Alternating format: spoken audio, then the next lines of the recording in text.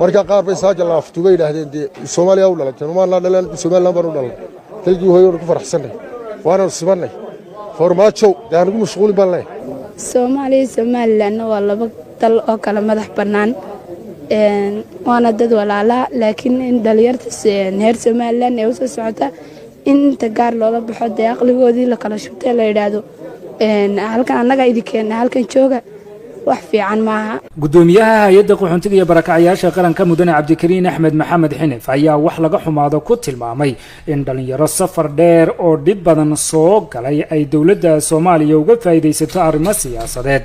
hadalkan gudoomiyaha ayaa waxa uu ka dambeeyay kadib markii diyaarad sitay dhalinyaro isugu jira wadamada Soomaaliland iyo Soomaaliya oo laga soo qaaday dalkaasi Liibiya kuna soo horeysay magaalada Muqdisho lagu qasbay qaar kamid ah dhalinyaradaasi u dhashay Soomaaliland inay la hadlaan warbaahinta Muqdisho waanu ka xunnahay runtii dhalinyarada noocana oo saaka u baahan waxa ugu horeeya loo qabtaa in la quraaciyo waxa horeeya loo qabtaa in la soo dhaweeyo in diyaaraddan waxa la ka soo kacday Liibiya soo fadhiisatay saaka 7 xamar laga dajiyay intii xamar u socotay diyaaradda lafteeda Hargeysa soo noqotay Hargeysa timid iyadoo intii reer Soomaaliland sida in la siyaasadeeyo iyaga siyaasadba u baahnayn oo airportkii xamar laga dhex hadlo inta mikrofon loo dhiibo Soomaaliya muqaddis iyo Soomaaliya ma kala goy karto wax iska ducfiya oo aad u liita horta Soomaaliya anana isku soo celin karno kuwana isku soo celin karaan iyana isku soo celin karaan Soomaaliland bay kala noqdo waa kala laba wadan waxba waxa ay ku meeraysan dhalinyaradana waxa ayaan lagu jahwareerin haday Soomaaliya isku mid tahay xamar bay joogi lahayn oo aad ku dajin lahayd oo ku quraacin lahayd saak diyaaradeeda ka dajiseen oo kamarada ka qaadeen baa dib ugu celiseen kisaadliina diyaaradda ka digana ma bay ahayn yeelkeeda dib u baan u dhici doonin qolada amna way maqlaysaa baan filayaa dib u baan u dhici doonin arrintan ay nuu kaliftay muddo aanu ayam ka wada hadlaynay dhalinyarada inaan xamar la soo marin ee toos loo keeno Hargeysa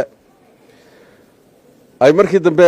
runtii dhinacyo badan markii laga eegay aanu ku heshiinay inaanay diyaaradana ka degin diyaarad kalena aan la soo saarin diyaaraddaas lafteedu marka kuwa reer xamar ay ka degaan ay Hargeysa u soo qaado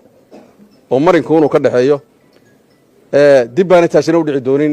mar haddii looga faa'iideysanayo arrimo siyaasadeed waxa aan laayiqooda ahayn ama aan ahay saaka in lagula dhaqmay geestoodana waxa iyaguna ka dareenayay wixii ay kala kulmeen Muqdisho iyo waliba sida ay ugu faraxsan yihiin ku soo laabashada dalkooda hooyo ee Soomaaliland qaar kamid ah dhalinyarada laga soo celiyay dalkaasi Liibiya rafaad badan baan kala kulmay sanad dhan baan maqlaa sida imika 3 bilood kale heerkay ka leeyahay dhimatan geeri leeyahay alxamdulillah laakiin ana badbaadiyay askarna badbaadisay markii dambana أنا نية هويدا يسألي الحمد لله رب العالمين إنكرام كفر حسن مرلمان إن هويدا يدل كيجي شعب كيجي لكم سي ما دام عيد دي معانا دي يدل كيجي جمهورية Soomaaliland أنا ميت إنك استو حمرنا الجدة تيورنا رالك هاين ونلقو خصبين ديار دان كسر دقنو أنتي حمر السعود تمر كي ليري دقة أيا ليري أنتي هرجيساي سود دقة يجونا خصبوا حنا نلقو خصبين عنو ورئيسي الله يرى خصبنا ورئيسته نعرف وحوي دولة سبت برنا لما دولة سبت برنا بفعل مركا قار بين ساجل لافتو بين هذين الصومالية ولا لا ما لا لا الصومالية برا لا تلقوا هيو كفر حسنة وانا سبنا فورماتشو ده أنا مشغول بالله